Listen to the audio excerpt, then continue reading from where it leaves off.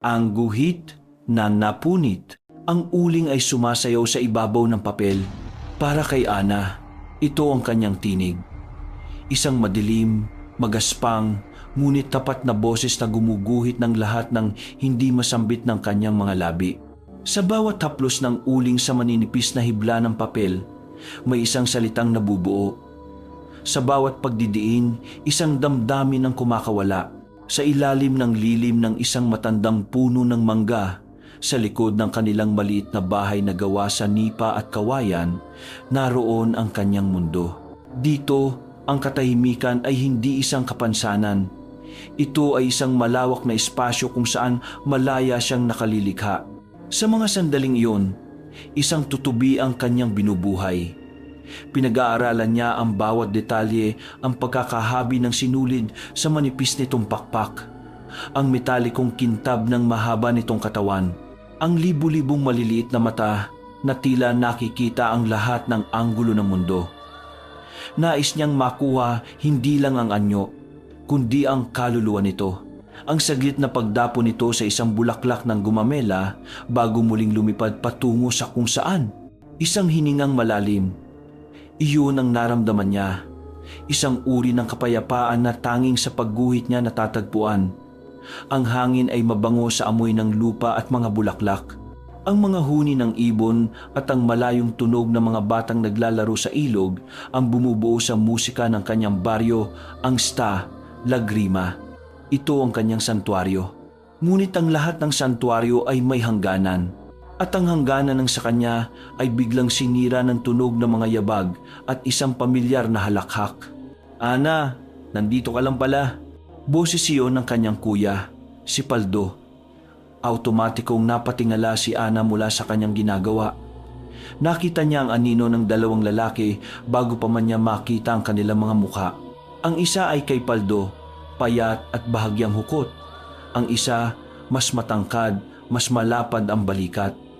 Isang aninong hindi pamilyar sa liwanag ng kanyang mundo. Lumabas sila sa liwanag. Si Paldo nakangiti ng malapad. Ang pawis ay namumuo sa kanyang noo at sa tabi nito ang dahilan ng kanyang pagmamalaki. Si Ruben Del Mundo. Hindi kailanman nakita ni Ana si Ruben ng ganito kalapit. Lagi lamang niya itong natatanaw mula sa malayo, nakasakay sa magara nitong pickup na bumubulahaw sa katahimikan ng baryo o di kaya'y nakatayo sa balkonahe ng malaking bahay nila sa tuktok ng burol. Ang hasyenda na tila isang palasyong nakatingin ng mababa sa kanilang lahat. Ang mga Del Mundo ang nagmamay-ari ng niyugan. Sila ang nagmamay-ari ng lupa. Sa isip ng marami, sila ang nagmamay-ari ng Sta Lagrima. Si Ruben, Ana, kaibigan ko. Pagpapakilala ni Paldo, ang boses ay puno ng paghanga. Sinamahan ako pauwi. Ngumiti si Ruben, isang ngiting hindi umabot sa kanyang mga mata. Mga matang tila nang uusig. Sinusuri ang lahat ng bagay sa paligid na parabang sinusukat ang halaga nito. Tumingin ito sa barong-barong nila, sa mga nakasampay na damit, at sa wakas, sa kanya. Naramdaman ni Ana ang bigat ng tingin yon. Hindi ito tulad ng tingin ng mga taga-baryo. Ang tingin na yon ay may pag-aangkin. Bigla, naramdaman niya ang alikabok sa kanyang mga paa. Ang pagkaluma ng kanyang bestida. Naging maliit siya. So, ito pala ang kapatid mong Pipi? Sabi ni Ruben, ang boses ay makinis, ngunit may bahid ng pangmamaliit na hindi maitago. Sumimanggo to si Paldo. Huwag mo sabihing Pipi. Hindi lang siya makapagsalita. Si Ana yan. Tumawa lang si Ruben. Isang tawang magaan na parabang isang biro lang ang lahat. Lumapit ito at sumilip sa ginagawa ni Ana. Wow, galing ha? Very artistic. Napaurong ng bahagya si Ana. Ang amoy ni Ruben ay sumalakay sa kanyang pang-amoy isang mamahaling pabango na hindi bagay sa amoy ng lupa ng kanilang bakuran. Masyadong malakas. Masyadong mapagmataas. Ano yan? Tutube? Tanong ni Ruben. Itinuturo ang drawing. Tumangulang si Ana. Ang mga mata ay nakatutok sa papel. Nais niyang ipagpatuloy ang pagsayaw ng uling, ngunit ang kanyang mga daliri ay biglang nanigas. Nawala na ang mahika. Ang kapayapaan ay naging isang alaalang lumilipad palayo, tulad ng tutubing hindi na niya matapos-tapos. Magaling siya talaga, sabi ni Paldo. Lahat ng bagay sa baryo, kaya niyang iguhit. Lahat ba? Tanong ni Ruben, at ang tingin nito ay muling bumalik kay Ana. Isang mabagal na pagtingin mula ulo hanggang paa. Naramdaman ni Ana na tila hinuhubaran siya ng mga matang yon at isang malamig na kuryente ang gumapang sa kanyang batok. Yumuko siya ginamit ang kanyang buhok bilang panangga sa tinging yon. Teka. Biglang sabi ni Paldo, kinakapa ang kanyang bulsa. Naiwan ko yata sa may ilog yung tsinelas ko. Grabe, babalikan ko lang saglit. Diyan ka lang Ruben ha, kausapin mo muna si Ana. Bago pa man makagalaw o makapag-isip si Ana, mabilis nang tumakbo si Paldo paalis. Iniwan silang dalawa sa nakabibinging katahimikan na biglang sumulpot. Naiwan si Ana kasama ang aninong hindi niya kilala. Ang tanging maririnig na lang ay ang lagaslas ng mga dahon ng mangga at ang tibok ng kanyang puso na biglang bumilis. Narinig niya ang pagyabag ni Ruben palapit sa kanyang likuran. Hindi na siya nagsalita. Naramdaman na lang ni Ana ang init ng katawan nito malapit sa kanya. Alam mo, bulong ni Ruben, ang hininga nito ay mainit sa kanyang tainga. Maganda ka pala sa malapitan. Napapikit si Ana. Ang uling ay nahulog mula sa kanyang mga nanginginig na daliri. Mas maganda ka pa sa kahit anong drawing mo. Ang anino nito ay tuluyang lumukob sa kanya. Sa kanyang papel, sa kanyang munting mundo. Ang liwanag ay nawala. Ang mga tunog ng baryo ay naglaho. Ang natira na lamang ay ang pagaspas ng mga dahon ng niyog sa di kalayuan. Tila mga kamay na nagkikiskisan sa takot. At isang tunog, isang matinis, bigla ang tunog na pumunit sa katahimikan. Ang tunog ng telang marahas na pinunit. Walang tinig na ziga. May mga bagay na alam ng isang ina hindi dahil nakita niya, kundi dahil naramdaman niya. Nagsisimula ng kumainin ng dapit hapon ang liwanag sa baryo ng Lagrima. Si Aling Ilara ay nasa kanilang munting kusina, naghihiwa ng mga gulay para sa hapunan. Isang ordinaryong hapon, ngunit may isang hindi ordinaryong kaba na biglang kumalat sa kanyang dibdib. Isang malamig na bakal na biglang tumusok sa kanyang sikmura. Tumigil siya sa paghihiwa. Ang kutsilyo ay nanatiling nakabitin sa ere. Tumingin siya sa labas, sa bintanang nakatanaw sa kanilang bakuran. Wala namang kakaiba. Naririnig pa rin niya ang huni ng mga kuliglig na nagsisimula ng magingay. Ngunit ang kapayapaan ay huwad. Ang katahimikan ay may lamat. Hindi pa umuuwi si Ana. Hindi ito normal. Si Ana, kasama ang kanyang mga uling at papel, ay laging nauuna pang pumasok sa bahay bago pa man tuluyang lumubog ang araw. Isang ugaling kasing tanda na ng kanyang pananahimik. Binitiwan ni Aling Ilara ang kutsilyo. Lumabas siya ng bahay. Ang kanyang mga paa ay mabilis na humakbang sa natuyong lupa. Hindi niya tinawag ang pangalan ni Ana. Alam niyang walang sasagot. Sa halip, sinundan niya ang isang invisible na sinulid ng takot na tila humihila sa kanya patungo sa dulo ng kanilang bakuran sa may hangganan ng niyugan. At doon, nakita niya ito. Nakita niya ang kanyang anak. Nakatayo si Ana sa lilim ng isang puno ng niyog. Ang katawan ay hindi gumagalaw. Ang suot nitong bestida ay punit sa isang bahagi ng balikat. Ang kanyang buhok ay magulo. May isang tuyong dahon ng niyog na nakasabit dito. Ngunit ang mga mata niya, iyon ang sumira sa puso ni Aling Ilara. Walang buhay ang kanyang mga mata. Nakatitig sa kawalan, hindi kumukurap, tila isang manikang basag na iniwan sa gitna ng ulan. Hindi niya kailangan magtanong. Ang sagot ay nakaukit sa bawat hibla ng pagkatao ng kanyang anak.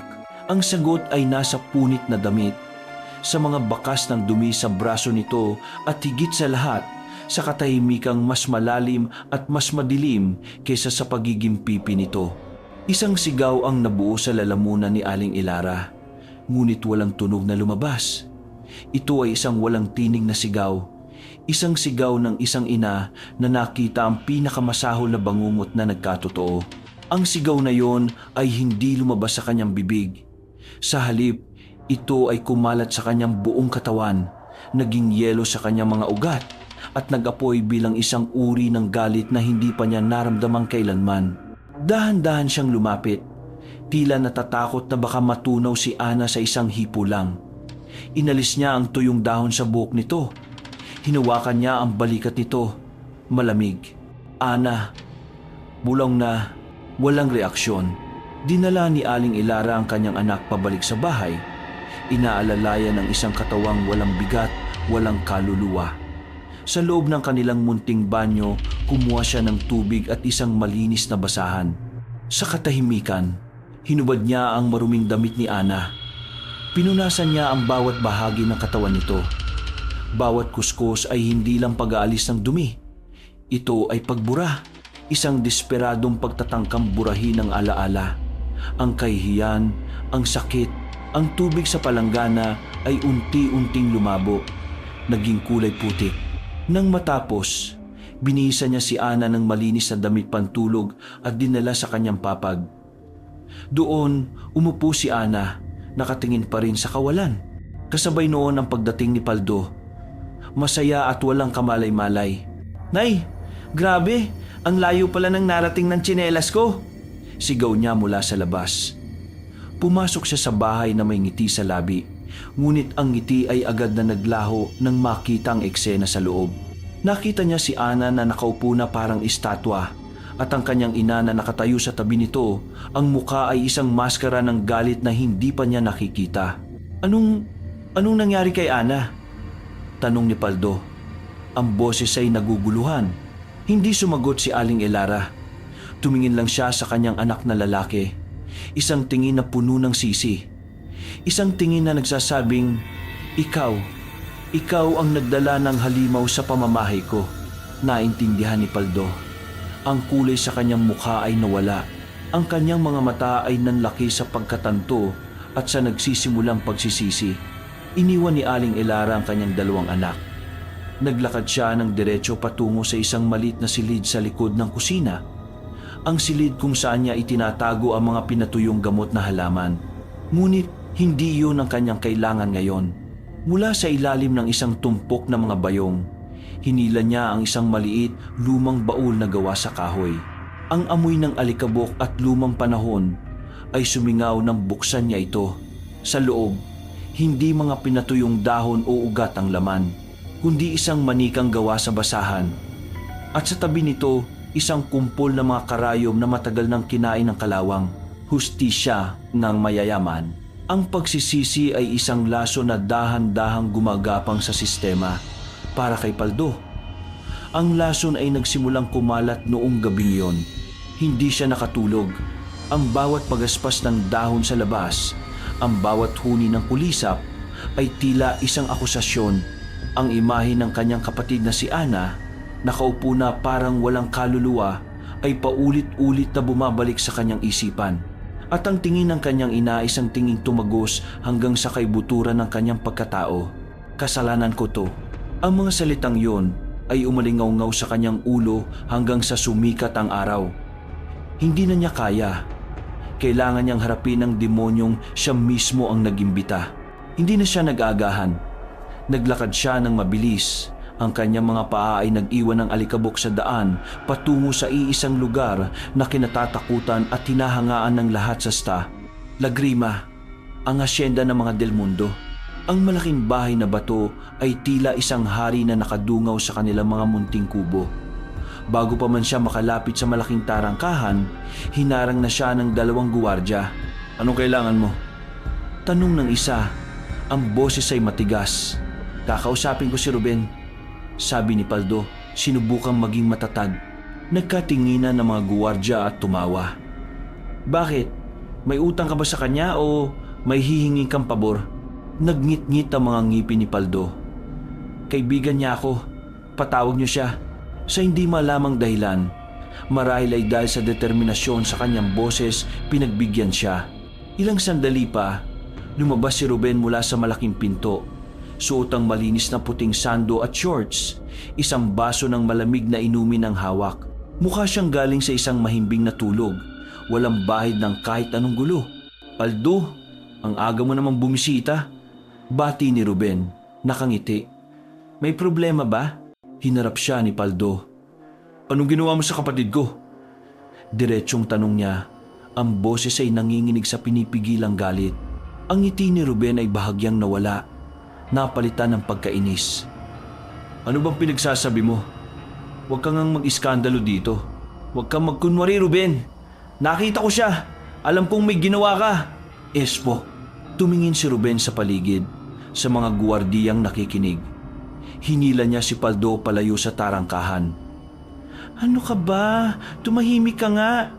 Sabi nito sa pabulong na boses. Walang may kasalanan. Pareho namin gusto yon. Sinungaling! Sigaw ni Paldo. Gusto niya yon. Giit ni Ruben. Ang boses ay tumaas na rin. At kahit hindi, ano ngayon? Ano magagawa mo?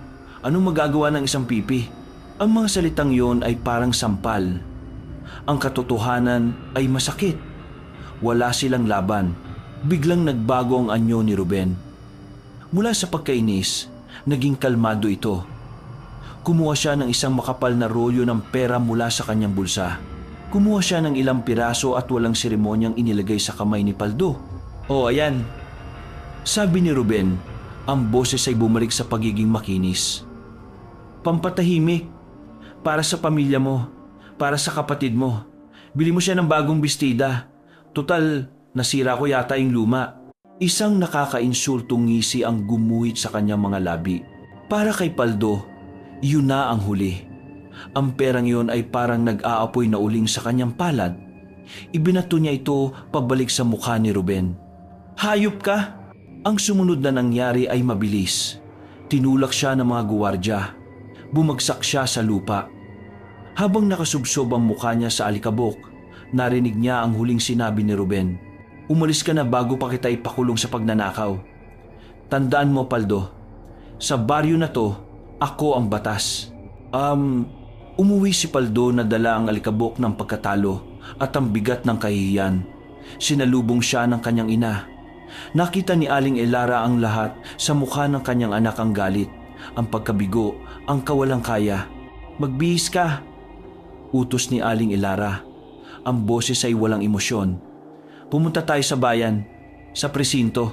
May kaunting pag-asang sumibol sa dibdib ni Paldo. Marahil, mayroon pa ring tunay na batas. Ang biyahe papuntang bayan ay tahimik. Inakay nila si Ana, na para pa ring isang manikang walang sariling isip. Ang istasyon ng pulis ay isang maliit at mainit na gusali. Ang hepe, isang matabang lalaki na may malaking tiyan, ay nakaupo sa likod ng kanyang mesa, nagbabasa ng dyaryo. Nang ilahad ni Aling Elara ang kanilang sadya, bahagya lang itong tumingin sa kanila. Ang kanyang mga mata ay walang interes. Kailangan natin ng ebidensya, Aling Elara, sabi ng hepe. Ang boses ay tamad. Mga saksi, isang medical report, mas-masas. Ang anak kong ebidensya! Giit ni Aling Elara. Tumingin ang hepe kay Ana na nakayuko at nanginginig. Paano siya magbibigay ng testimonya? Hindi siya makapagsalita. At isa pa, sino ang inaakusahan ninyo? Si Ruben Del Mundo? Tumango si Aling Elara. Isang buntong hininga ang pinakawalan ng hepe, na parabang sila ang pinakamalaking abala sa kanyang araw. Mahirap yan. Ang mga Del Mundo, malaki ang naitutulong nila sa bayang ito. Baka nagkakamali lang kayo ng akala. Inakhir, hindi kami nagkakamali! Sigaw ni Paldo. Sige, iimbestigahan namin. Sabi ng hepe, kinuha ang telepono at nagdial. Lumingon ito patalikod sa kanila, pero narinig pa rin nila ang kanyang bulong. Hello, Don Ricardo? O, hepeto, may konting aberya lang dito. Alam na nila, tapos na ang usapan. Ang hustisya ay nabili na bago pa man sila makarating. Habang naglalakad sila palabas ng presinto, pabalik sa daan ng kawalan, naramdaman ni Paldo ang kamay ng kanyang ina sa kanyang balikat. Huminto sila sa ilalim ng init ng araw. Tumingala si Aling Elara sa langit. Ang kanyang muka ay tila inukit sa bato. Kung bingi ang batas ng tao, sabi niya, ang bawat salita ay may bigat ng isang sumpa. Hahanap tayo ng batas na marunong makinig. Ang ritual sa bilog na buwan, May mga gabi na tila mas manipis ang tabing sa pagitan ng mundo ng mga tao at ng mundo ng mga espiritu. Ang gabi ng kabilugan ng buwan ay isa sa mga yon. Ang liwanag ng buwan ay kulay gatas. Bumabaha sa mga dahon ng niyog at ginagawang mga aninong pilak ang bawat puno. Dinala ni Aling Ilara si Ana sa isang landas na bihirang daanan. Papalayo sa mga pamilyar na ilaw ng baryo, papasok sa pusod ng gubat kung saan ang katahimikan ay mas malalim at mas mabigat. Si Ana ay sumusunod lang, isang aninong walang sariling kalooban. Ang kanyang mga paa ay halos hindi lumilikha ng tunog sa tuyong lupa. Ang kanyang mga mata ay blanko pa rin, ngunit sa loob ng kanyang isipan, isang bagyo na mga imahe ang paulit-ulit na umiikot ang ngisi ni Ruben. Ang tunog ng napunit na tela, ang bigat ng kanyang katawan, isang bangungot na hindi niya matakasan kahit gising. Huminto sila sa isang maliit na bilog na espasyo sa gitna ng mga puno kung saan walang tumutubong damo. Ang lupa dito ay itim at siksik. Dito, ang liwanag ng buwan ay direktang tumatama na parabang isang entablado na inihanda ng kalikasan. Dito anak, sabi ni Aling Ilara. Ang boses ay mahina ngunit matatag. Inilapag niya sa gitna ng bilog ang mga dala niya. Isang piraso ng uling, isang maliit na mangkok na gawa sa baon ng niyog at ang manikang yari sa basahan. Ngunit ngayon, ang manika ay may suot na isang maliit na piraso ng tela, isang piraso ng puting sando na nakuha ni Aling Ilara mula sa bakuran ng mga Del Mundo noong umagang nagpunta doon si Paldo. Umupo si Aling Ilara sa lupa at inanyayahan si Ana na umupo sa tapat niya. Ana, sabi niya, hinawakan ng malamig na kamay ng anak. Ang lola ng lola mo ay isang mambabarang, isang manggagamot na gumagamit ng kaalaman niya para sa kabutihan. Ngunit kapag kinakailangan, kapag may naaapi at walang kalaban-laban, ang kaalaman niya ay nagiging sandata. Tumingin si Ana sa kanyang ina. Sa unang pagkakataon sa loob ng ilang araw, may bahid ng emosyon sa kanyang mga mata, pagkalito at takot. Ang kapangyarihang ito ay nasa ating dugo. Pagpapatuloy ni Ilara. Sinubukan kong ibaw nito sa limot. Sinubukan kong protektahan kayo mula rito. Pero ang mga tulad ni Ruben, sila ang dahilan kung bakit kailangang manatiling buhay ang kapangyarihang ito. Sila ang nag-aanyaya sa dilim. Ibinigay niya ang manika kay Ana. Ito siya, ang katawan niya, ang kaluluwa niya. Pagkatapos, ibinigay niya ang uling. At ito, ang galit mo. Nanginginig ang kamay ni Ana habang hawak ang manika. Ang tela ay magaspang sa kanyang palad. Naalala niya ang pakiramdam ng mga kamay ni Ruben sa kanyang balat. Ang galit, na matagal nang natutulog sa ilalim ng kanyang takot at pagkabigla, ay nagsimulang gumising. Huwag mong pigilan, bulong ni Ilara. Isipin mo siya. Isipin mo ang ginawa niya. Ibuhos mo ang lahat ng sakit, lahat ng galit, sa manikang yan. Hayaan mong maramdaman niya ang nararamdaman mo. Tinitigan ni Ana ang manika. Ang walang mukhang ulo nito ay tila naging mapang-insultong mukha ni Ruben. Ang kanyang mga daliri ay humigpit. Ang kanyang mga buto ay tila lalabasan sa kanyang balat. Ang kanyang paghinga ay bumilis. Isang hikbi. Pagkatapos, isa pa. Hanggang sa ang kanyang katawan ay yumanig sa mga hikbing matagal nang hindi lumalabas. Ang mga luha ay nagsimulang bumuhos mula sa kanyang mga mata. Hindi na mapigilan, isang ilog ng pait at dalamhati.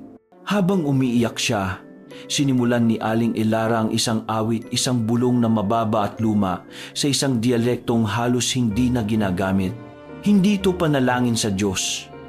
Ito ay isang paanyaya, isang tawag sa mga nilalang na nakikinig sa dilim, sa mga nilalang na gumagapang sa ilalim ng lupa, sa ngalan ng naapi, sa tinig ng pinatahimik, sa dugo ng aking dugo, sa sakit na hindi malimot.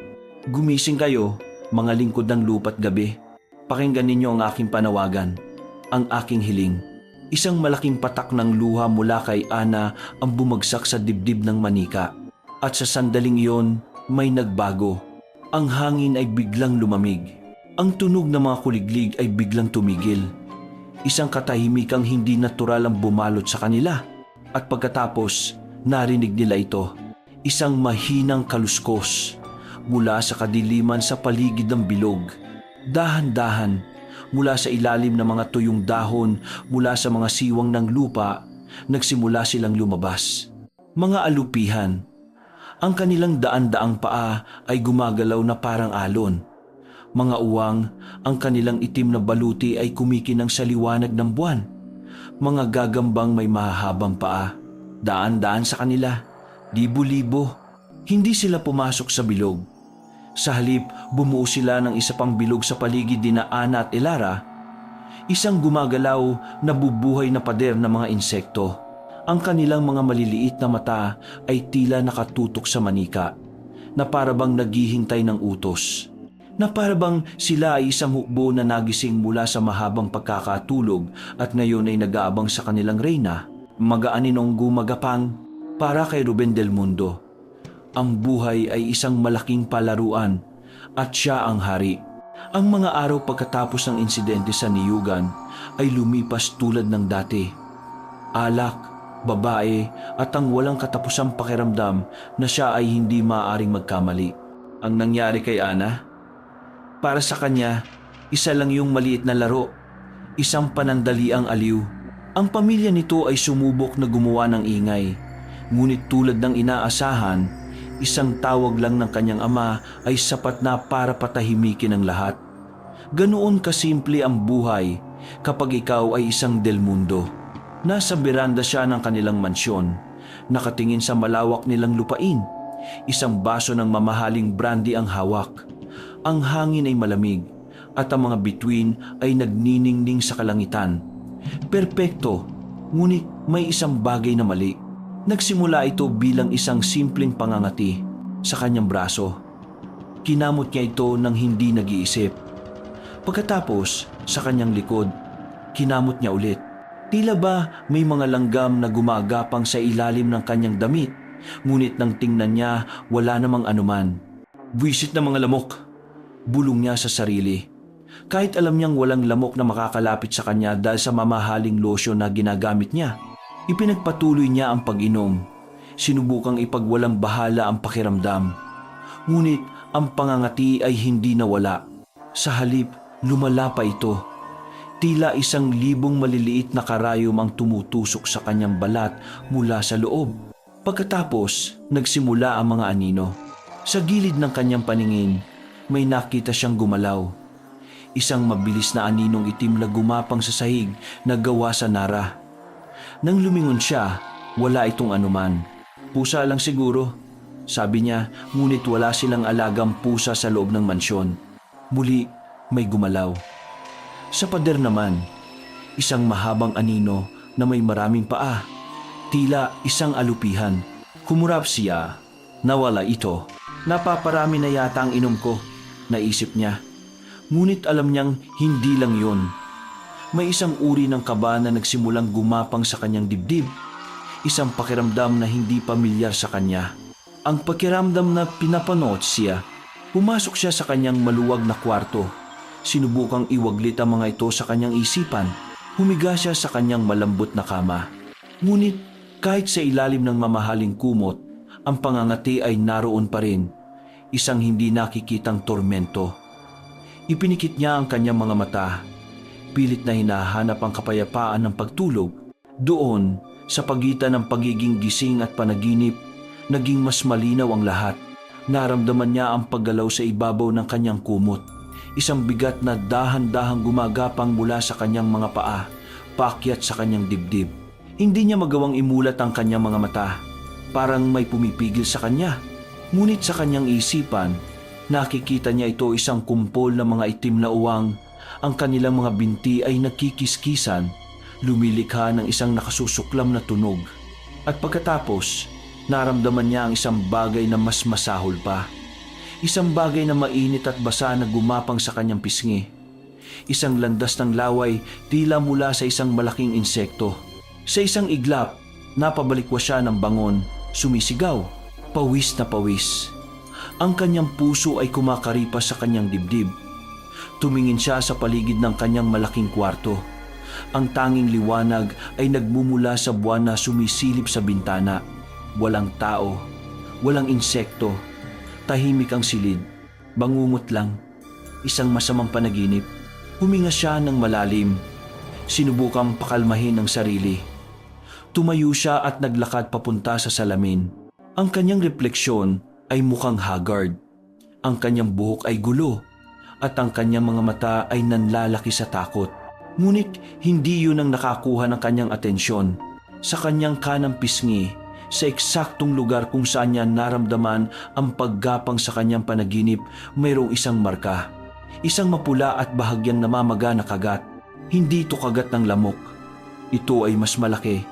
Halos kasing laki ng isang barya na may dalawang maliliit na butas sa gitna. Tila kagat ng isang bagay na may matatalim na pangil. Hinawakan niya ito. Mainit. Ang kaba na kanina ay gumagapang lang ay ngayon ay isang bukas na sugat ng takot sa kanyang dibdib. Bumalik siya sa kama. Binuksan ng lahat ng ilaw, ngunit hindi na niya magawang ipikit muli ang kanyang mga mata. Bawat anino sa sulok ng silid ay tila nagkakaroon ng sariling buhay. Bawat kaluskos ng hangin sa labas ay parang mga paang gumagapang papalapit. Ang hari ng palaruan ay biglang nakaramdam na siya ay hindi nag-iisa sa kanyang sariling kastilyo. At sa kauna-unahang pagkakataon sa kanyang buhay, si Ruben Del Mundo ay natakot sa dilim. Dugo sa drawing. Lumipas sa mga araw, si Ana ay bumalik sa kanyang santuaryo sa ilalim ng puno ng mangga, ngunit ang kapayapaan ay hindi na bumalik. Ang kanyang mga papel at uling ay naroon. Naghihintay, ngunit ang kanyang mga kamay ay tila may sariling isip.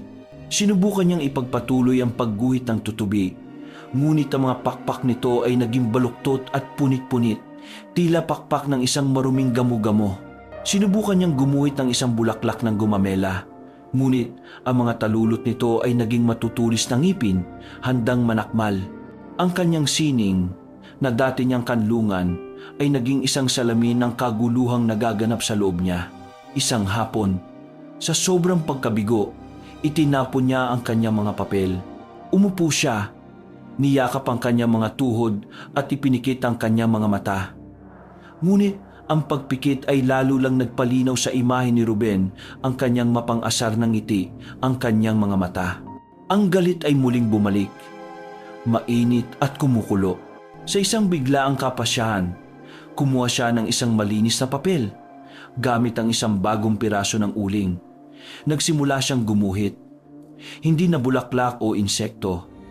Isang mukha, ang mukha ni Ruben Del Mundo. Ang bawat guhit ay puno ng puwersa. Ang pagguhit niya sa buhok nito ay parang pagsabunot.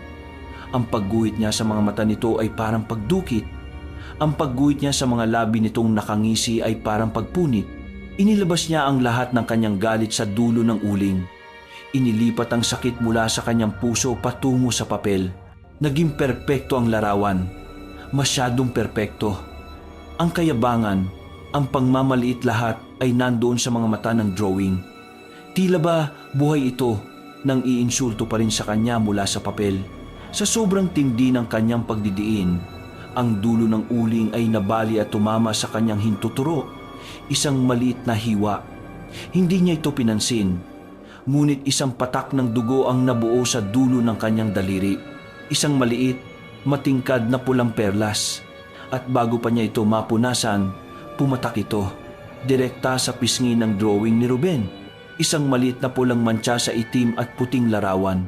Sa sandaling yon, isang kakaibang bagay ang nangyari. Isang mahinang tunog ang kanyang narinig. Isang bzzz na tunog. Mahina, ngunit malinaw.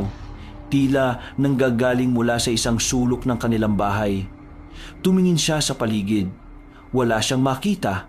Ang tunog ay nagpatuloy. Parang isang kuliglig na naligaw sa katanghalian bago ito biglang nawala. Ipinagkibit balikat na lang niya ito.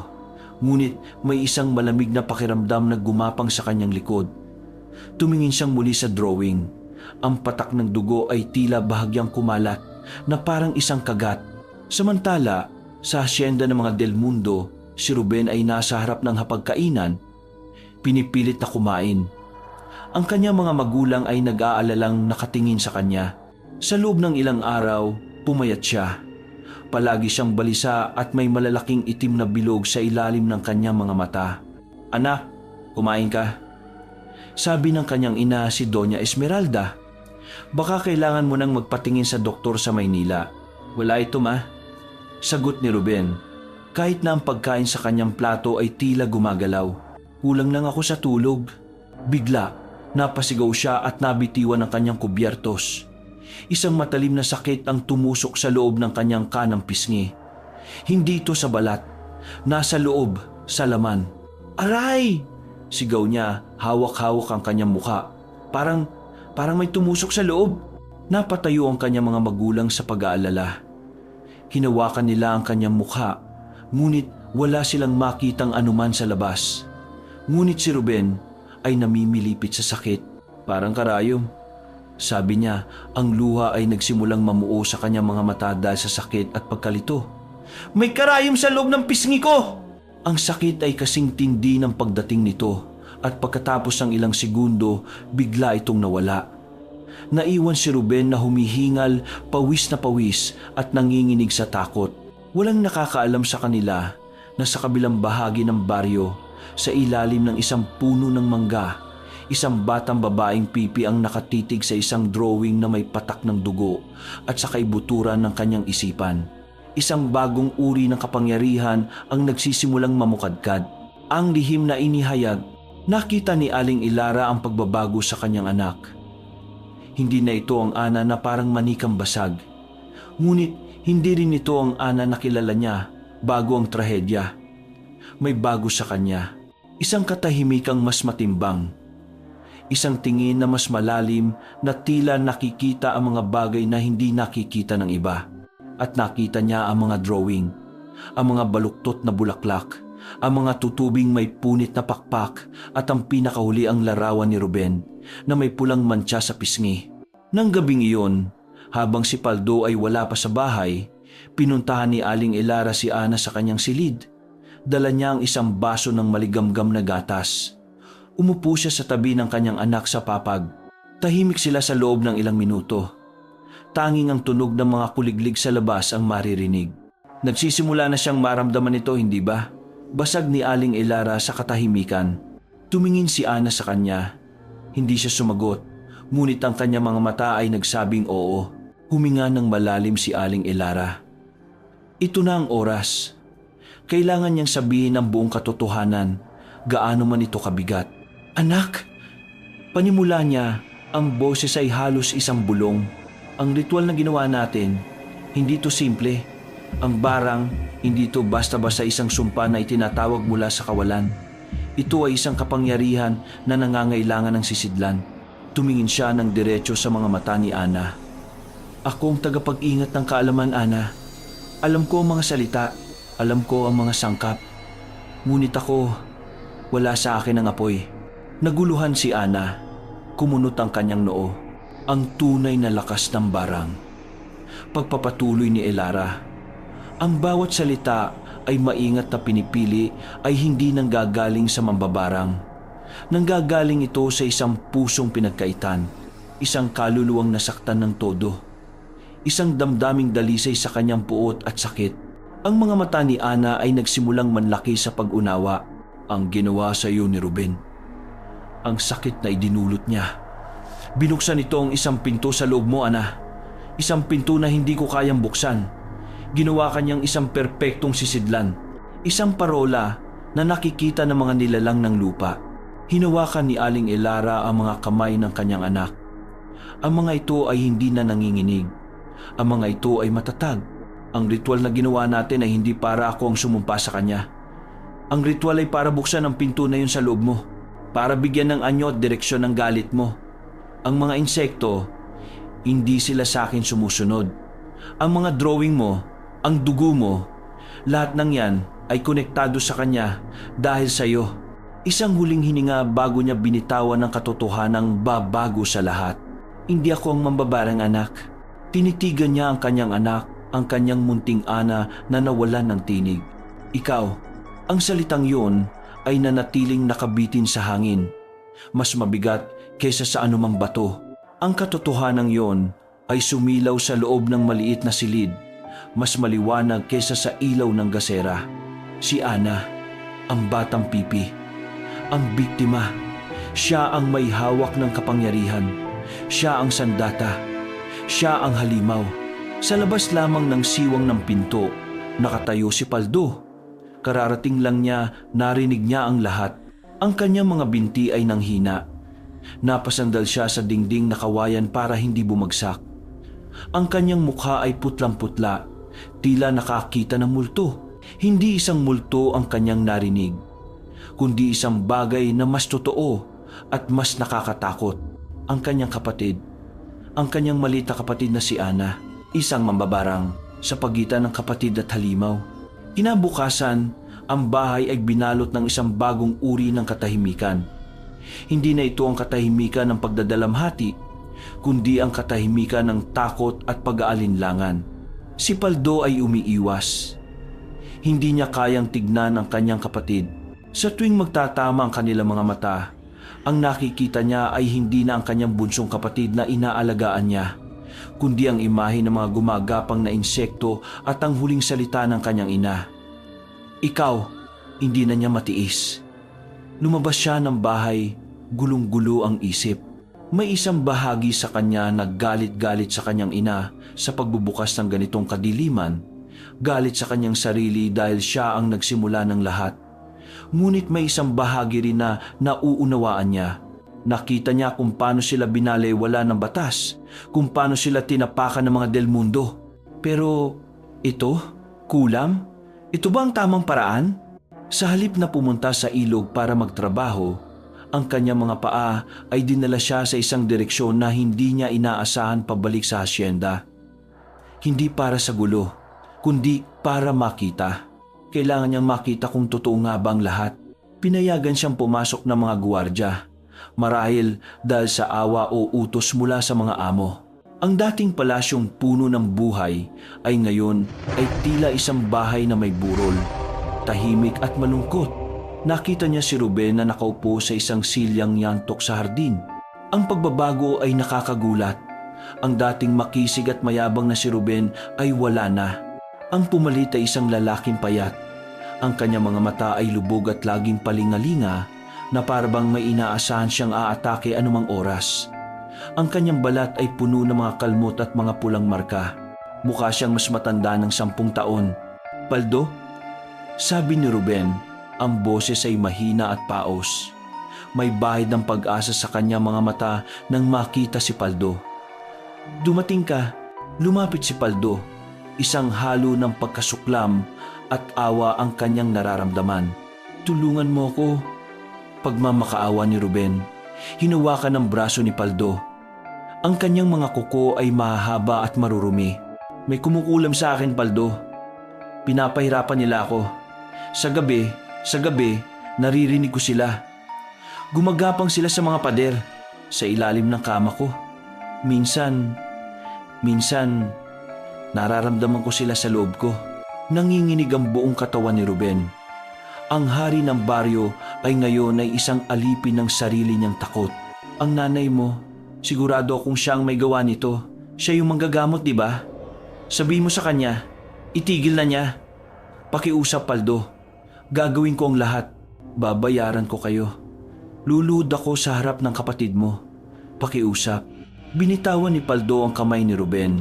Ang pagmamakaawa ng lalaking sumira sa buhay ng kanyang kapatid ay walang epekto sa kanya. Ngunit ang makita ang bunga ng kulam ng harapan at ito ay isang bagay na yumanig sa kanyang kaluluwa. Totoo ito. Lahat ng ito ay totoo. At ang may kagagawan ay hindi ang kanyang ina, kundi si Ana. Umalis si Paldo nang walang sinasabi. Naglakad siya pauwi. Ang kanyang mga hakbang ay mabigat. Ang pagkasuklam niya kay Ruben ay naroon pa rin. Ngunit ngayon ay may kasama na itong takot-takot para sa kung ano ang nagiging kahihinatnan ng kanyang kapatid. Pagdating niya sa bahay, nadatnan niya si Ana sa loob ng kanyang silid.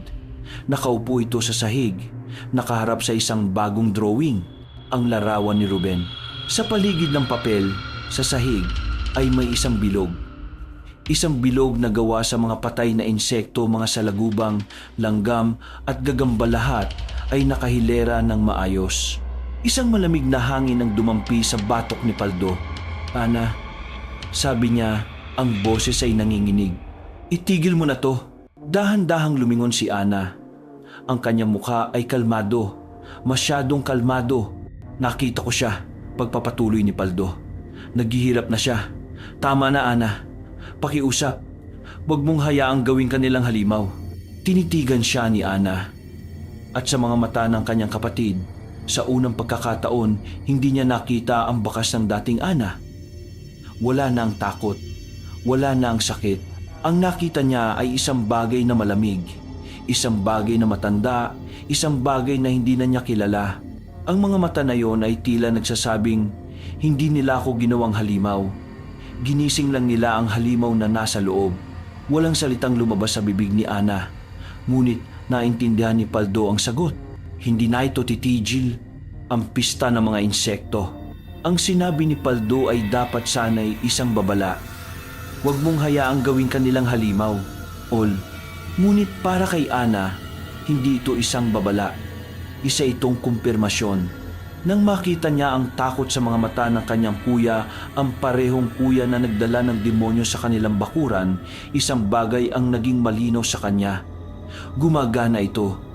Ang kanyang sakit ay may boses na, at ang boses na yon ay nagsasalita sa wikang naiintindihan ng takot. Hindi na siya gumuhit ng mga bulaklak. Ang mga bulaklak ay para sa mga mundong may kulay at bango. Ang mundo niya ngayon ay itim at puti na may bahid ng dugo. Umupo siya sa sahig ng kanyang silid, sa loob ng bilog ng mga patay na insekto. Sila ang kanyang mga alagad, mga saksi sa kanyang pagbabago. Sa kanyang harapan, isang malinis na papel. Sa kanyang kamay, isang matalim na piraso ng uling.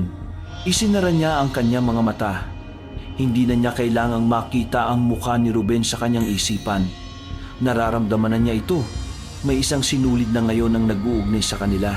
Isang madilim na sinulid na gawa sa kanyang luha at dugo. Sa pamamagitan ng sinulid na yon, nararamdaman niya ang pagtibok ng puso ni Ruben, isang mabilis at takot na ritmo. Nararamdaman niya ang bawat pagtindig ng kanyang balahibo, ang bawat patak ng malamig na pawis sa kanyang noo. Naririnig niya ang kanyang mga sigaw na walang tunog. At ang pakiramdam, ito ay nagbibigay kasiyahan sa isang paraan na nakakatakot. Ito ang hustisya. Isang hustisyang personal at malupit. Iminulat niya ang kanyang mga mata at nagsimulang gumuhit. Hindi na siya basta-basta gumuguhit ng larawan ni Ruben. Gumuguhit siya ng kanyang mga bangungot. Ang uling ay mabilis na gumalaw. Isang tainga. Mula sa loob ng butas ng tainga, gumuhit siya ng isang alupihan. Ang mga paa nito ay unti-unting lumalabas. Habang ginuguhit niya ito, nararamdaman niya ang kiliti, ang pagkasuklam, ang pagkabaliw na nararamdaman ni Ruben. Sunod, ang bibig. Bahagyang nakabuka sa isang tahimik na sigaw. Mula sa pagitan ng mga labi, gumuhit siya ng isang gagamba. Ang itim at makintab na katawan nito ay dahan-dahang lumalabas. Ang mga binti nito ay sumasayad sa dila ng drawing. Nararamdaman niya ang pagkasuka, ang pakiramdam na may bumabara sa lalamunan ni Ruben. Ito ang kanyang bagong boses. Ito ang kanyang sining. Bawat guhit ay isang utos. Bawat anino ay isang parusa. Nawala siya sa kanyang ginagawa. Ang mundo sa labas ng kanyang silid ay naglaho. Wala nang tunog ng baryo, wala nang amoy ng hapunan. Tanging siya, ang papel at ang sinulid na nag-uugnay sa kanyang biktima. Naramdaman niya ang pagod. Isang kakaibang pagod na hindi pisikal. Tila ba bawat guhit ay kumukuha ng isang piraso ng kanyang sariling lakas, ng kanyang sariling kaluluwa at inililipat ito sa sumpa. Ngunit kailangan niya itong tapusin. Isang huling obra ang pangwakas. Tumingin siya sa dibdib ng drawing. Isang blankong espasyo. Inilagay niya ang dulo ng uling doon. Dahan-dahan, binigyan niya ito ng hugis. Isang bagay na bilog at matigas. Isang uwang. Isang malaking salagubang, ang uri na kumakain ng nabubulok na kahoy. Ngunit sa kanyang drawing, hindi kahoy ang kinakain nito. Ginuhit niya ito na parabang ito ay nanggagaling sa loob. Ang mga paa nito ay pumuputol sa balat. Ang ulo nito ay sumusungaw mula sa laman. Ginuhit niya ang bawat detalye ng sakit, ang pagkapunit ng balat, ang pagkabali ng tadyang. Ito na ang pinakamasakit sa lahat, ang ultimong paghihirap. Nang matapos niya ang huling guhit ang kintab sa itim na baluti ng uwang bumitiw ang kanyang mga daliri sa uling, bumagsak ito sa sahig. Isang matinding pagod ang bumalot sa kanya. Tila naubos ang lahat ng lakas sa kanyang katawan. Napasandal siya sa dingding. Humihingal. Ang sinulit sa pagitan nila ni Ruben ay tila uminit at pumintig ng napakalakas bago ito biglang lumamig. Natapos na niya ang kanyang obra maestra. Ang hatol ay naiguhit na. Ang huling hiyaw, ang gabi ay bumagsak sa hasyenda ng mga Del Mundo na parang isang itim na kumot na may dalang lamig at lagim. Sa loob ng mansyon, wala nang maririnig na musika o tawanan. Tanging ang mga bulong ng mga katulong at ang paminsan-minsang pag-iyak ni Doña Esmeralda ang maririnig. Nasa loob ng kanyang silid si Ruben, nakakandado. Hindi na niya pinapapasok ang sinuman kahit ang kanyang mga magulang. Para sa kanya, ang bawat anino ay isang banta. Ang bawat tao ay posibleng sisidlan ng mga halimaw na humahabol sa kanya. Ngunit ngayong gabi, mas malala ang lahat. Ang pangangati na dati nasa balat lang ay ngayon ay nasa loob na. Isang kiliti sa ilalim ng kanyang mga tadyang. Isang paggalaw sa kanyang tiyan na hindi dahil sa gutom. Tumingin siya sa salamin. Ang kanyang refleksyon ay isang estranghero, isang kalansay na binalutan ng balat na may mga matang nanlalaki sa permanenteng takot. Nakita niya ang kanyang dibdib na bahagyang umuumbok at kumikibot sa ilalim ng kanyang sando. Hindi, imposible. Guni-guni lang niya yon. Bunga lang ng kanyang isip na unti-unti nang nababaliw. Humiga siya sa sahig, yumakap sa kanyang sarili at nagsimulang umiyak. Hindi iyak ng isang lalaking mayabang, kundi iyak ng isang batang nawawala at natatakot. Tama na, pakiusap, tama na. Bulong niya sa kawalan. Ngunit ang mga nilalang na nagpapahirap sa kanya ay walang pandinig para sa awa. Naramdaman niya ito. Isang matalas na kirot sa kanyang dibdib na parabang may bumabali sa kanyang mga buto mula sa loob. Napasigaw siya sa sakit. Isang sigaw na puno ng purong paghihirap.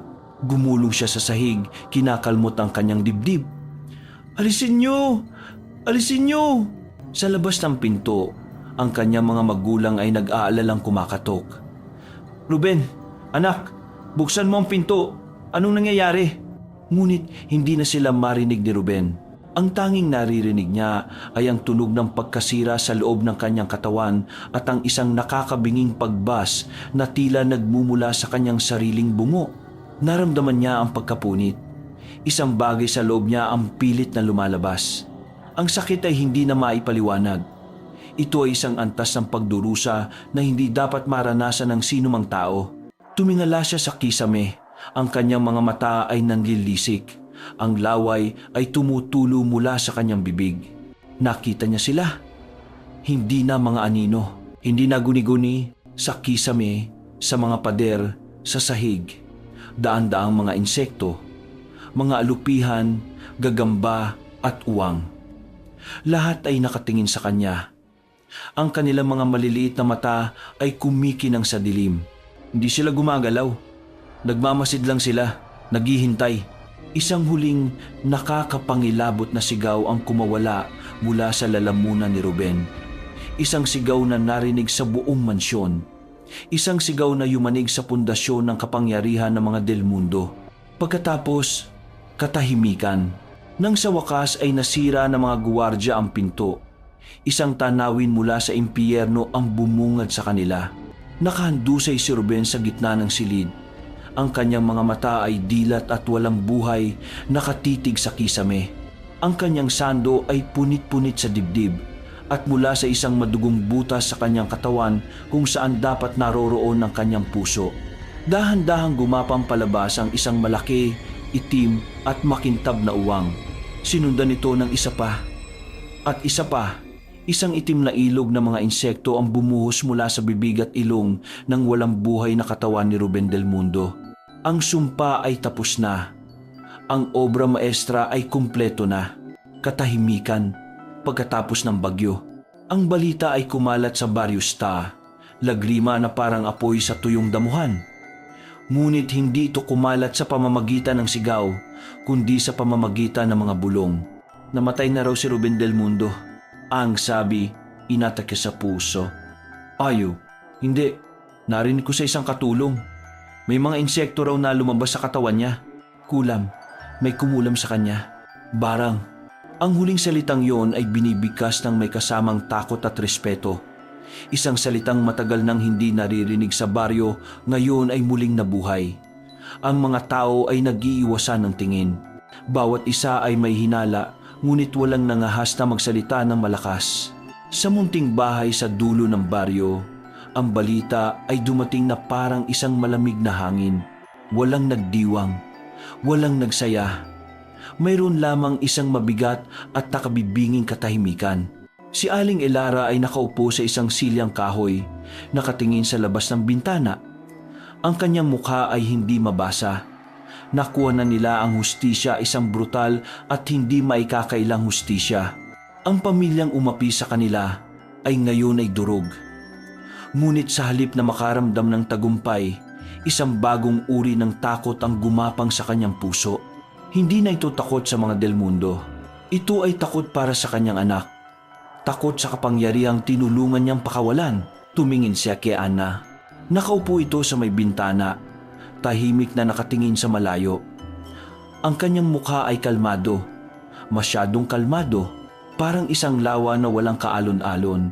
Ngunit alam ni Aling Elara na sa ilalim nito ay isang dilim na hindi na masusukat.